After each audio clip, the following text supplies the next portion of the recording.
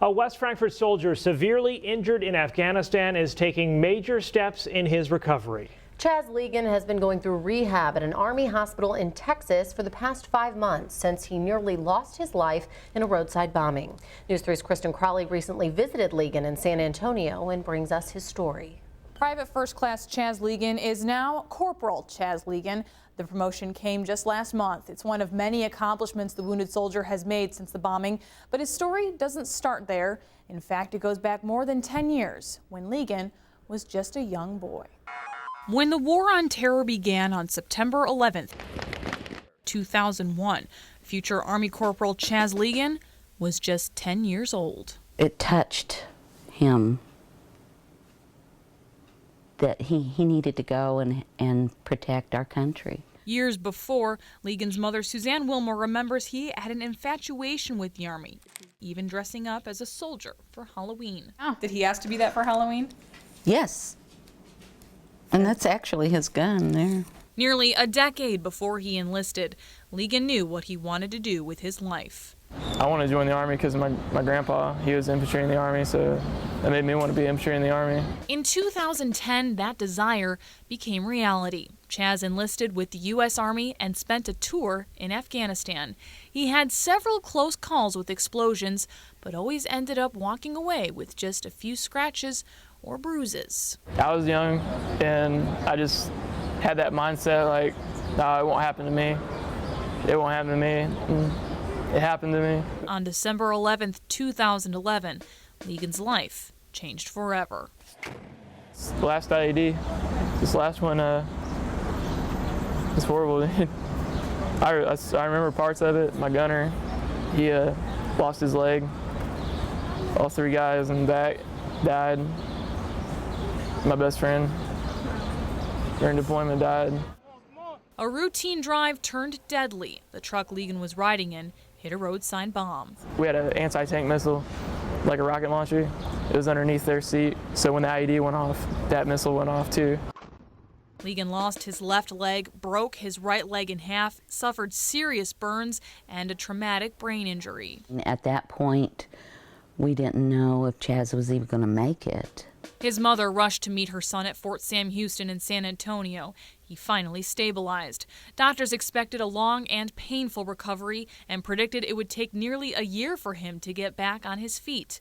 But on our visit, Ligon had a remarkable surprise for us. The soldier, who was clinging to life just 5 months ago, is now walking all on his own. I'm recovering a lot faster than expected. A halo holds together his shattered right leg. You can step on it all you want and it keeps the bones in line.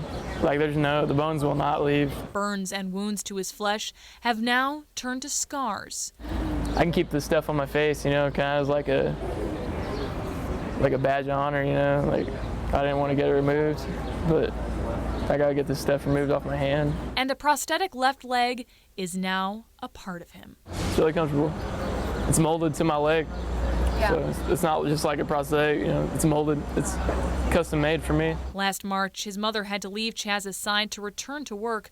The last time she saw him, he was confined to a wheelchair. He never told her he could walk on his own. We decided to surprise her with this video. Oh. He's come a long way. The video brings on a wave of emotions as she watches her only child tackle a huge hurdle. I'm just so thankful he's alive. A lot of parents don't have that opportunity to be thankful because their son or daughter is gone. Ligon speaks candidly about what he's going through. Despite his brave face, there's no denying his injuries are still incredibly painful. And there's no doubt about the impact these injuries have had on his life. I was sitting there working out the other day, and I had to lean up against the wall, and I turned back around, and I was looking at it, and I was like, it's just weird looking at it, because I was like, man, there's no way I can leave this room without that leg. Despite Ligon's perseverance through physical injuries, another challenge is proving far more difficult to overcome. A dark cloud that's overshadowing his recent accomplishments. Join us tomorrow night as we bring you part 2 of Ligon's story, where we'll show you more on this healing hero. A West Frankfort soldier is defying the odds after a roadside bombing in Afghanistan nearly took his life. Last night, we showed you the remarkable recovery Corporal Chaz Ligon has made at a San Antonio military base. Tonight, he talks about the emotional wounds that he's still dealing with every day. News 3's Kristin Crowley continues his story. San Antonio is known as the home of the Alamo, where heroes fought and died for what they believed in. For the past 5 months, it's also been home to Chaz Ligon, who's going through rehab at a base nearby. And like the people who sacrificed their lives at this famous battleground, Ligon was ready to make a sacrifice for his country. He never had any, second thought about it. He always wanted to go infantry. His Army infantry job in a time of war was dangerous to say the least. And on December 11th, 2011, a roadside bomb exploded in Afghanistan. Ligon lost his left leg, broke his right leg in half, and suffered serious burns. Today, the physical injuries seem like an afterthought. Ligon says it's the mental wounds that at times seem impossible to shake. And right when I walked in here, this duck was standing by me and just flew up, just straight up, and just like I automatically seen smoke from my IED just blow up. Like, I didn't see a duck, I seen an IED. Like, it's crazy, man. Ligon is struggling with post-traumatic stress disorder, or PTSD. It overshadows his accomplishments in the past few months. I go to a gas station and I got someone standing behind me in line. I automatically, think I have to watch him. Ligon's mother, Suzanne, has seen the effects of PTSD firsthand when he falls asleep. The thing that bothered me the worst is just watching the dreams. The dreams, I couldn't stop.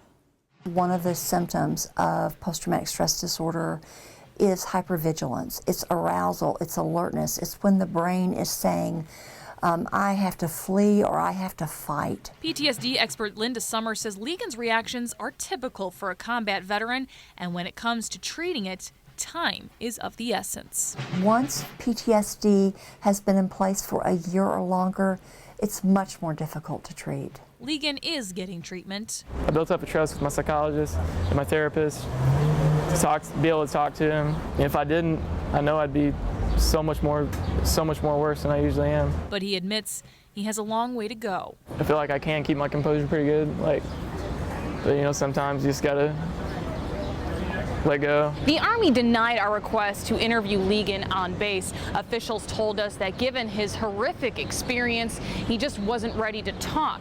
But the soldier insisted that not only is he ready, he is more than willing to share his experiences pre and post-war. Part of me died, I'm not the fun person I used to be. One of the most difficult things to cope with, the loss of his friend and fellow soldier, Sergeant Christopher Muniz, in the bombing. I don't ever want to go another day for the rest of my life without thinking about him. To ensure he'd never forget, Ligon immortalized Muniz on his arm. He deserves to be remembered every day, especially by me, because he died with me. A common expectation that these individuals have is, I should have been able to stop all of this. Summer says in time and with treatment, the PTSD should subside, and Chaz will understand he isn't to blame for what happened. But for now, it leaves him riddled with guilt. They were better soldiers, they were better men. They had wives to go home to, and children. And I didn't have anything, That guilt has led Ligon to make a promise to himself. I'm gonna continue to try to find what I was left here for. It's something good. I know it's something good. I know I'm gonna be doing something good. It seems appropriate that Ligon is recovering not far from the Alamo, a place that serves as a constant reminder for him and for us not to forget the heroes who fight for a cause. I thank God every day for what I have, I'm gonna make him proud. I know they're watching over me right now. I'm gonna make him proud, as proud as I can. There are several resources for military members dealing with PTSD. Visit our website, WSILTV.com, for more information.